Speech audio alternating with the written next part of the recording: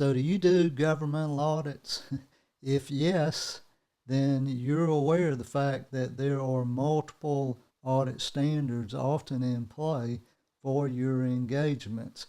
One of those standards is the generally accepted auditing standards in the United States is issued by the AICPA. So that's one level of audit requirements. Then the second, which is quite common, it is what we call yellow book requirements or government auditing standards.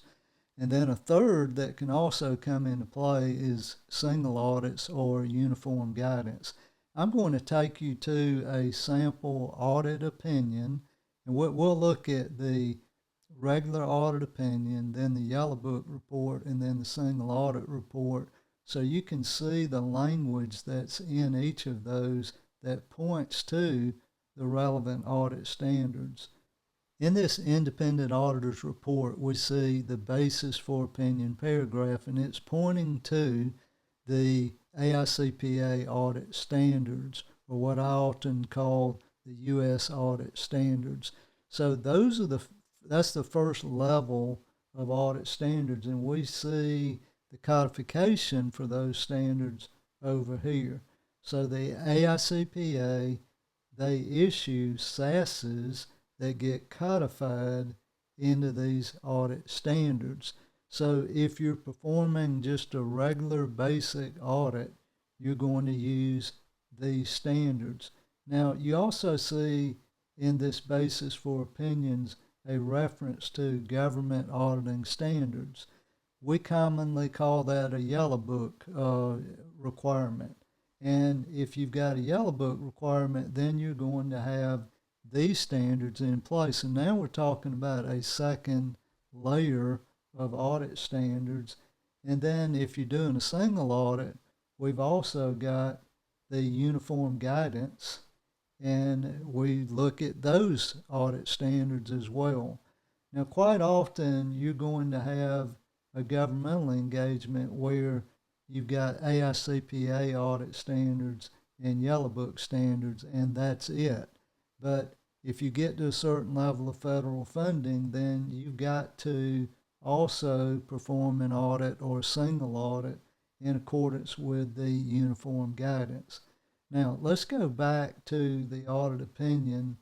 And as we said, here's the U.S. audit standards. Here's the GAS standards. We say GAS for Government Auditing Standards. So those come from the Comptroller General of the United States.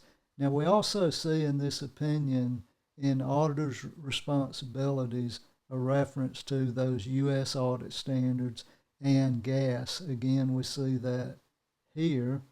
And then, since it is a yellow book engagement, we've got the GAS paragraph down here. So this paragraph is simply telling the reader, hey, this is a yellow book engagement, and you need to look at that yellow book report. Now, the yellow book report itself is usually placed in the very back of the bound audit report.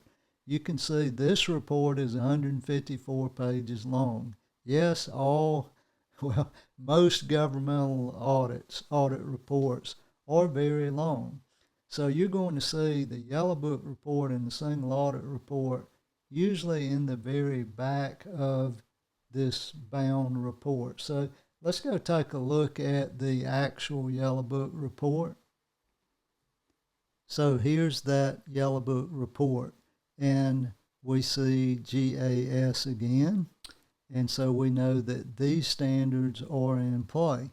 So as you prepare to plan your engagements, you need to be aware of whether or not you're going to have a yellow book requirement and whether or not you're going to have a single audit requirement. Because as you can see, there's a lot more to think about if you've got yellow book or single audit. So again, here's a typical yellow book report. And now I want to take you to a typical single audit report. So if you're doing a single audit, you're going to see this report, and in the single audit report, it mentions the OMB compliance supplement. Now, you'll need that supplement in order to perform the single audit. I won't get into that now. I'll just say you can go to the White House website and you'll see the current compliance supplement. So as you perform the single audit, you're going to use these standards to audit each major federal grant. And then you're going to see that language in the single audit report. Now, when you go to this basis for opinion, you're going to see the U.S. Audit Standards, you're going to see the Government Audit Standards, and then you're going to see that third level, what we call single audit or uniform guidance. Now, it's a long name, starts with Title II and goes all the way through for federal awards, and parenthetically, we say that that's the uniform guidance. So the uniform guidance is here in the Code of Federal Regulations. So if you want to go and take a look at that, it's quite involved. Single audits are very complicated. If you haven't done one before, then you definitely would need some additional CPE before you perform those. But you'll see subpart F down here, audit requirements. And so you want to make sure you're following this guidance if you do a single audit. Now, again, just scanning through this, showing you a typical single audit report.